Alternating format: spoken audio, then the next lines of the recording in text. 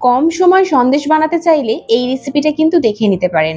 দারুণ টেস্টি একটা সন্দেশ, যেটা আমরা বাড়িতে খুবই অল্প সময় বানিয়ে নিতে পারি। আর এর টেস্টটা এত সুন্দর যে মুখে দিলেই কিন্তু একদম মাখনের মতো মিলিয়ে যাবে। তো চলুন তাহলে ঝটপট রেসিপিটা দেখে নেওয়া যাক। আর রেসিপিটা এতটাই সহজ যে প্রথমবারেই কিন্তু পারফেক্টভাবে আপনারা বানাতে পারবেন। তাহলে আর না দেরি করে রেসিপিটা স্টার্ট করে দিই। আর ভিডিওটা ভালো লাগলে অবশ্যই আমার চ্যানেলটিকে সাবস্ক্রাইব করতে ভুলবেন না। আমি এই সন্দেশটা বানানোর জন্য প্রথমেই এখানে 250 ml লিকুইড দুধ নিয়েছি। সেটাকে আমি আগে থেকেই ফুটিয়ে রেখে দিয়েছিলাম। সেই দুধটার মধ্যে আমি দিয়ে দিচ্ছি হাফ কাপ পরিমাণ চিনি। চিনিটা অবশ্যই আপনাদের মিষ্টি কিরকম খান না খান সেই টেস্ট অনুযায়ী দেবেন। তো আমি এখানে যতটা চিনি নিয়েছি তার ডবল পরিমাণ গুঁড়ো দুধের ব্যবহার করেছি। মানে আমি যেহেতু হাফ কাপ চিনি ব্যবহার করেছি, তাই এখানে 1 কাপ পরিমাণ গুঁড়ো দুধের ব্যবহার করেছি। আপনারা যে কোনো বাটি, কাপ, যে কোনো কিছুর একটা হিসাব করে পরিমাপটা করে নিতে পারবেন। আর এখানে যখন লিকুইড দুধটা উষ্ণ গরম হয়ে এসেছিল, সেই সময় কিন্তু আমি গুঁড়ো দুধটা এর মধ্যে মিশিয়েছি। কারণ উষ্ণ গরম দুধের মধ্যে গুঁড়ো দুধ দিলে কিন্তু খুবই সহজে খুব ভালোভাবে মিশে যায়। আর দেখতে পাচ্ছেন দুধটা এখানে কিন্তু ফুটেও উঠেছে। আর এর মধ্যে আমি একটু এলাচের পাউডার দিয়ে দিলাম।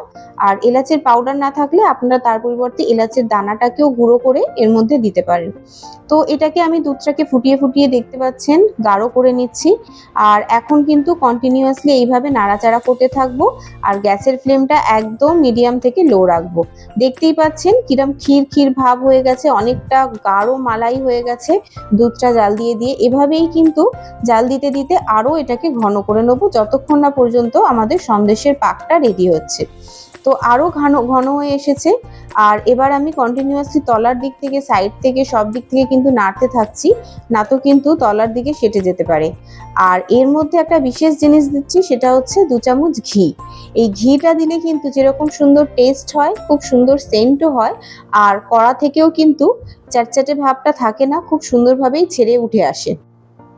এমনি তো আপনারা জানেনই গুঁড়ো দুধ একটু চিটচিটে ভাব থাকে, কিন্তু এই ঘিটা দেওয়ার পরে দেখবেন খুবই সিল্কি স্মুথ একটা ডো মতো হয়ে, দেখতেই পাচ্ছেন কড়া থেকে যেন উঠে আসছে।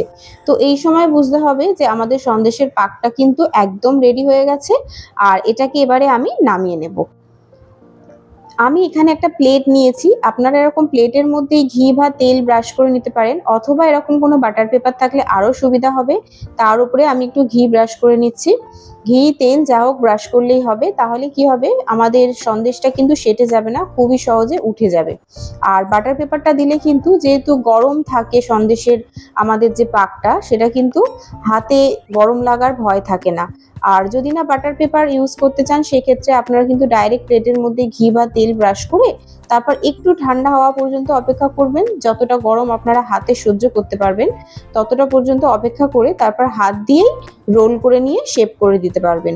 আপনাদের পছন্দ মতোই শেপ করতে পারেন, অথবা এটাকে আপনারা কোনো একটা বাটি বা প্লেটের মধ্যে দিয়েও সেখানে জমিয়েও কিন্তু কাট করে শেপ দিয়ে নিতে পারেন। আর এখানে আমি কিছুটা পিস্তা বাদামকে কুচি কুচি করে দিয়ে দিয়েছি। খানিকটা রোল করে নিয়ে পিস্তা বাদামটাকে দিয়ে এর মধ্যে সাটিয়ে দিচ্ছি, যাতে সন্দেশের একটা সাইডে পিস্তা বাদামটা লেগে যায়। তাতে কি হবে, সন্দেশটা রেডি হওয়ার পর দেখতেও খুব সুন্দর হবে আর খেতেও ভালো লাগবে।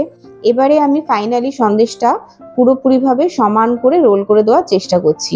আর দেখতেই পেলেন ছুরি দিয়েও দুটো সাইডকে যতটা পেরেছি সম্ভব আমি সমান করে নেওয়ার চেষ্টা করেছি।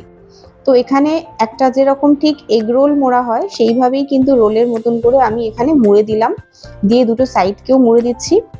এটা কি পুরোপুরি একটু যখন ঠান্ডা হয়ে আসবে, তখন আমি ফ্রিজের মধ্যে এটাকে রেখে ভালো করে ঘন্টাখানিক রেখে দেবো, যতক্ষণ না পর্যন্ত এটা টাইট হয়ে যাচ্ছে, জমে যাচ্ছে। আর এইভাবে হাতের সাহায্যে রোল রোল করে নিচ্ছি, যাতে সাইডটা সমান হয়ে যায়। আর আপনাদের বললাম যে শুধু প্লেটে যদি করেন, সেক্ষেত্রেও কিন্তু একটু ঠান্ডা হয়ে গেলে হাতের সাহায্যে এইভাবে রোল করে নিতে পারবেন। তো ফ্রিজে রেখে দিয়েছিলাম, আর খুব সুন্দরভাবে কিন্তু সন্দেশটা আমাদের একদম সেট হয়ে গেছে। দেখেই বুঝতে পারছেন কতটা হার্ড হয়ে গেছে। তো বাটার পেপারটা দেওয়ার কারণে খুবই সহজে কিন্তু এটা খুলে যাচ্ছে। আর তার উপরে আমি একটু ঘি ব্রাশও করে নিয়েছিলাম। দেখতেই পাচ্ছেন কত সুন্দরভাবে কিন্তু সন্দেশটা সেট হয়েছে। এবারে আপনাদের পছন্দ মতো আপনারা শেপ দিয়ে এটাকে কাট করে নিতে পারবেন।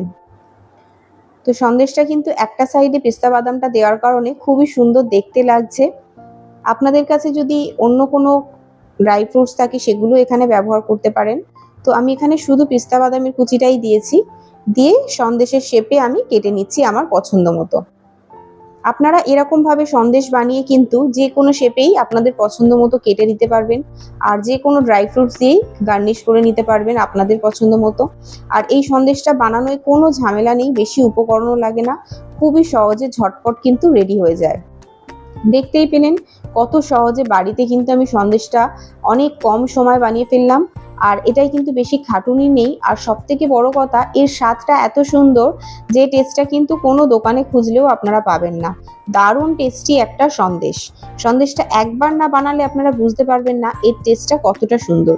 তো আমি তো বলবো এই দিওয়ালিতে একবার হলেও আপনারা ট্রাই করে দেখতে পারেন, অথবা যে কোনো পুজো পার্বণেও কিন্তু এটা আপনারা ট্রাই করে দেখতে পারেন। খুবই ঝটপট তৈরি হয়ে যায়, বেশি খাটুনিও নয়, আর মুখে দিলে একদম মাখনের মতো মিলিয়ে যায়। এতটাই সফট, এতটাই তুলতুলে নরম সন্দেশটা হয়, দেখেই বুঝতে পারছেন কতটা পারফেক্ট ভাবে হয়েছে।